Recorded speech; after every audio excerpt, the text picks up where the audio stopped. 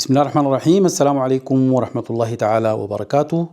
ومما دار في الأخبار أن دويلة الإمارات تقوم بمحاولات مستميتة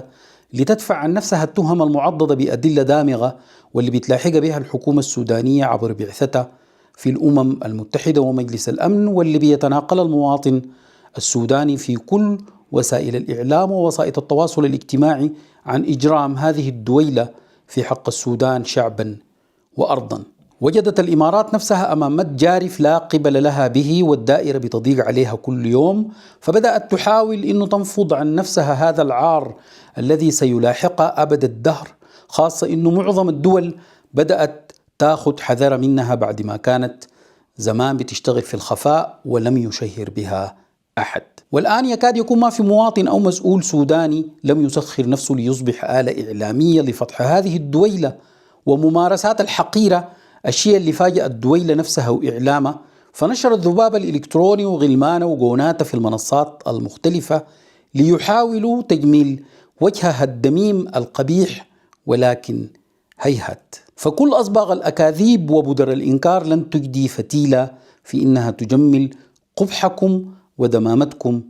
يا هؤلاء. وها هو أثر ذلك يمتد حتى بدأت كبريات الصحف الغربية تكتب عنهم زي التلغراف البريطانية وتفضح دورهم في إرسال السلاح والمرتزقة والموت لتدمير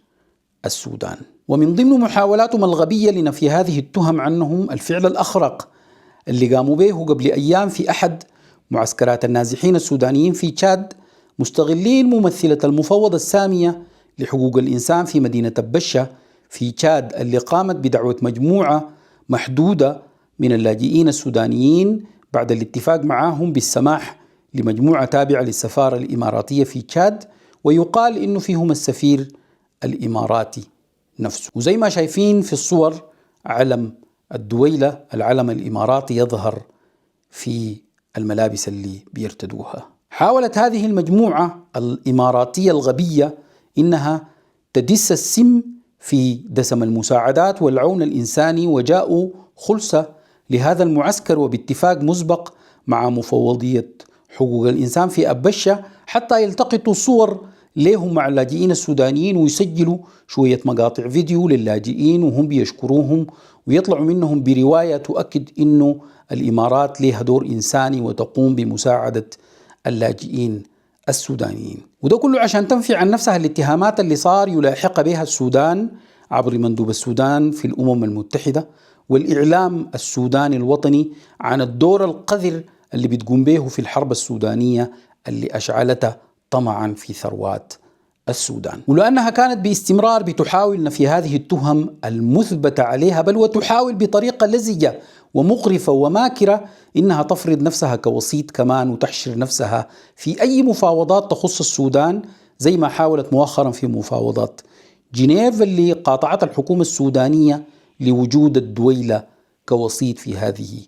المفاوضات. وعشان ما تكمل التمثيلية العبيطة دي وتظهر نفسها كما الحمل الوديع للمجتمع الدولي وتنفي عن نفسها إنها كالبصيد اللي بتستخدمه الدول المسيراها هي نفسها، كان لابد من تمثيلية أبشة اللي جات فيها كما الثعلب يوما في ثياب الواعظين فمشى في الأرض يهدي ويسب الماكرين، لكن وجدت رجال واعين ومفتحين قالوا لها مخطئ من ظن يوما أن للثعلب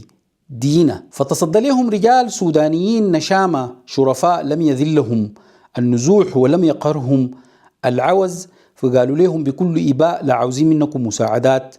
ولا يحزنون، فقط كفوا أياديكم القذرة عنا وأيادي دولتكم، وسلموهم خطاب مكتوب على ورق الكرامة وبحبر العزة وبقلم الشموخ والإباء، وقالوا لهم ما لم يكونوا يتوقعوا إنه يسمعوه أو يشتهوا إنه يجدوه هناك، فسقطت عن سوءتهم النتنة الكندورة الإماراتية اللي كانت بتستر عورتهم، سقطت وما تبقى سوى شماغ متسخ على رأسهم الأجوف، شماغ تركوا لهم الأب زايد نظيف فدنسه من جاءوا بعده، ستظلوا عراء أمام التاريخ ليشهد عليكم بما كنتم تفعلون، وستظل يا بن زايد عريان لابس له شماغ. والفيديو اللي فضحهم وعراهم في أبشة موجود منشور على قناة سوداني نت لمن يريد مشاهدة الفيديو كامل، وكيف ألقم الرجال الصناديد كلاب الإمارات حجرا في فمهم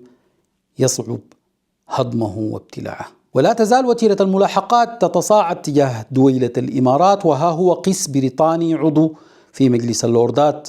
البريطاني بيوجه لهم الاتهام صراحة في جلسة لمجلس اللوردات بأنه دويلة الإمارات تدعم وتؤجج الصراع في السودان.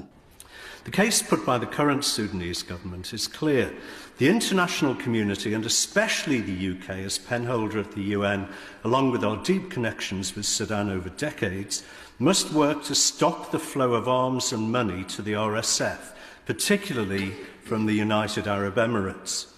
وقبل يومين كذلك نظم السودانيين وقفة احتجاجية أمام مفوضية حقوق الإنسان بجنيف، وكشفوا فيها الدور الإماراتي القذر. كذلك بالأمس تقدمت منظمات المجتمع المدني السودانية بشكوى للمفوض السامي لمفوضية الأمم المتحدة لشؤون اللاجئين في جنيف ضد ما قامت به ممثلتهم في البشة والمسرحية الهزلية الخبيثة اللي حاولت إنه تخرج مع السفارة الإماراتية في تشاد لعرضها في سينما المجتمع الدولي، ولمحاولة إظهار الدويلة كداعمين ومانحين وبيقدموا في مساعدات للسودانيين. المسرحية اللي ما لحقوا يصوروها ويعرضوها على مسرح العبث السياسي وطربقوها لهم الرجال الصناديد على رؤوسهم الخاوية الغبية. وحتستمر بإذن الله الحكومة السودانية وإعلام مواطنيها في تعريتكم وفتحكم للعالم أجمع أيتها الدويلة الحقيرة الأجيرة، وسيأتي يوم القصاص ولا مناص بإذن الله، وسيأتي اليوم الذي ستضيق عليكم فيه الأرض بما رحبت، وحينها في الحساب ولد والحسابة بتحسب ولن ننسى ولن نغفر. أسأل الله سبحانه وتعالى أن ينتقم منكم بقدر ما دمرتم وشردتم وآذيتم هذا الشعب المسالم، وأن تدور الدائرة عليكم عاجلا غير آجل الرحمة والمغفرة للشهداء الأخيار الأبرار شهداء معركة الكرامة، وعاجل الشفاء للجرحى والمصابين، والحرية للأسرى والمختطفين، والنصر لقواتنا المسلحة. والسلام عليكم ورحمة الله تعالى وبركاته.